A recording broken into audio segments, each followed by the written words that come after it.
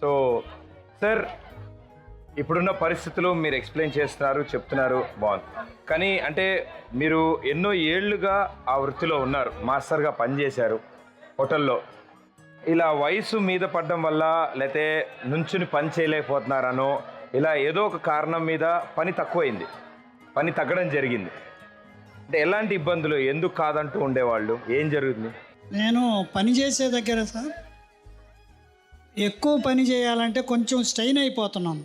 అందుకని కొంచెం చిన్న చిన్న పనులు చేయాలి, పెద్ద పనులు చేయకపోతేనేమో వాళ్ళకి ఇబ్బందిగా ఉంటుంది. అంటే ఏం చెప్తూ ఉండేవాళ్ళు అక్కడ? వంట పని అన్నీ చేయాలి.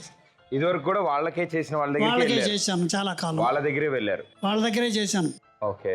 అయితే ఇప్పుడు ఏంటంటే అంత పెద్ద పెద్ద గిన్నెలు దించడం, పైన పెడతాం కొంచెం ఇబ్బందిగా ఉంటుంది. కాబట్టి వీలున్నంత వరకు చిన్న పని ఏమన్నా ఉంటే పిలుస్తున్నారు, పెద్ద పనులకు పిలవట్లేదు. అసలు పిలవట్లేనట్టే.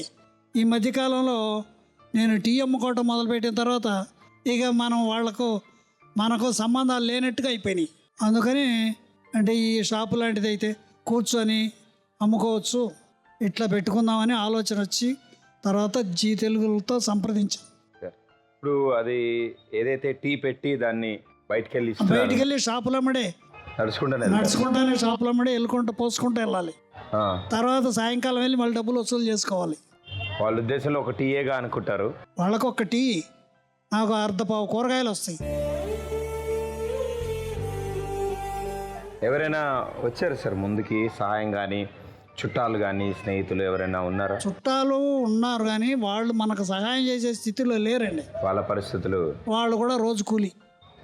ఎప్పుడన్నా అప్పుడప్పుడు 200-300 ఇచ్చి వెళ్తారు. తాతయ్య ఉంచుకొని చేతిలో పెట్టి వెళ్తూ ఉంటారు. అయినా తీసుకోవడానికి కూడా నాకు ఇబ్బందిగా ఉంటుంది. దాదాపు 40 ఏళ్ళుగా వంట చేశారు. ఎంతోమంది శిష్యులు, ఎంతోమందికి చాలా మంది నా దగ్గర నేర్చుకున్న వాళ్ళు ఓనర్స్ అయిపోయారు. కానీ వాళ్ళు బాగుండవా బాబాయ్, కాఫీ తాగేళ్ళు, ఇంతే. చాలా బాధ అనిపిస్తుంది కదా సార్. నాతో ఇప్పుడు అవసరం లేదు, నేను పెద్ద పని చేయలేను కదా, వాళ్ళకి అవసరం లేదు. దానికోసమే ఇక ఏదన్నా చేసుకోవాలి అని ఆలోచన వచ్చిన తర్వాత మీ ప్రోగ్రాం చూశాను. ఆమె గారే అన్నారు, ఏమండి మనం కూడా ఫోన్ చేస్తామా, రోజు అదే ఆ టైంకి అదే పెడుతుంది. ఆ తర్వాత కాల్ వచ్చింది, మాట్లాడారు. సరే అప్పటి నుంచి ఈమెకు నమ్మకం వచ్చింది. ఆ పరిస్థితిలో ఉన్నాం సార్. ఇంత వయసు వచ్చాక కూడా తన భార్య కోసం కనీసం రోజులో 2 పూట్లైనా కడుపు నిండా అన్నం పెట్టాలి అని భావిస్తున్నారు ఆయన, పెద్ద ఆయన. సో వాళ్ళ కోసం ఇంకో చివరి ప్రయత్నం కనుక మనం చేస్తే వాళ్ళకి సొంతంగా ఒక కిరాణా షాప్ రాబోతోంది. సో చివరి ప్రయత్నం చేయడానికి ఎవరు ముందుకు వస్తున్నారు?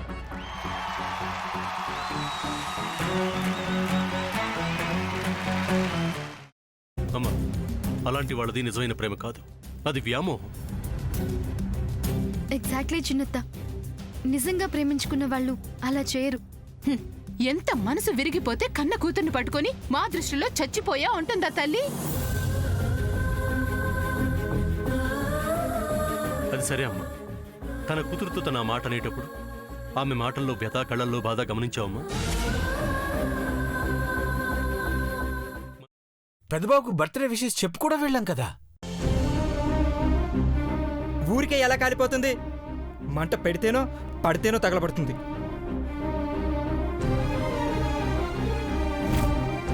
కరెక్ట్ చిన్నబాబు, నీకొచ్చినట్టే నాకు డౌట్ వచ్చింది.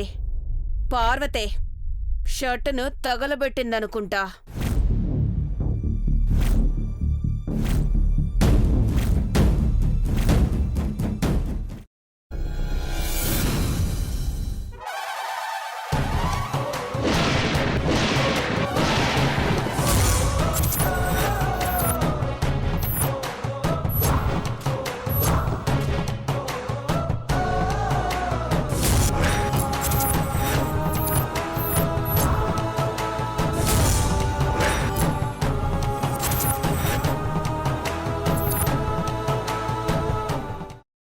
కున్న తర్వాత పొట్టు తీసేసి చాప్ చేసి పక్కన పెట్టుకోవాలి.